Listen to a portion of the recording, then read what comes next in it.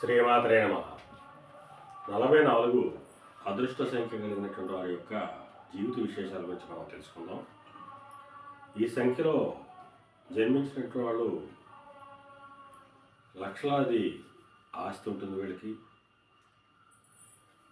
అలాగే కొంతమందికి జీవిత అవసరాలు తీర్చుకోలేనటువంటి పేదరికంలో కూడా ఉండేటువంటి అవకాశం ఉంటుంది.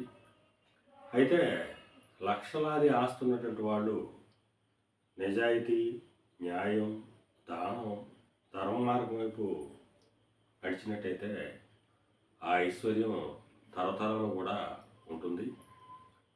అధర్మ మార్గంలో ప్రయాణించినట్టయితే చాలా ఇబ్బందులు ఎదుర్కొనే అవకాశం ఉంటుంది.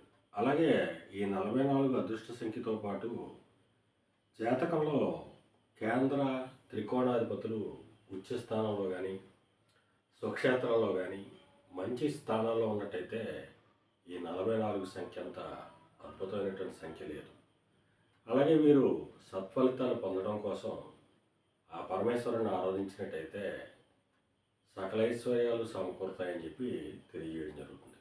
శ్రీమాత్రే నమః.